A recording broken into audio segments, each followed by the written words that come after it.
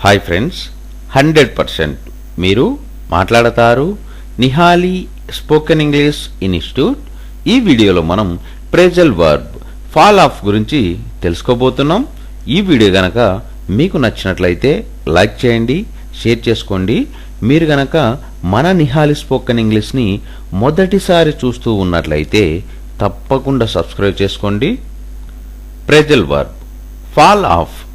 Fall of అనే phrasal వర్బ్ను ఎలాంటి సందర్భాలలో ఉపయోగిస్తాము అంటే to decrease in quantity or quality, అంటే తగ్గిపోవు అని చెప్పే సందర్భంలో మనం ఫాల్ ఆఫ్ అనే ప్రేజల్ వర్బ్ను ఉపయోగిస్తాము.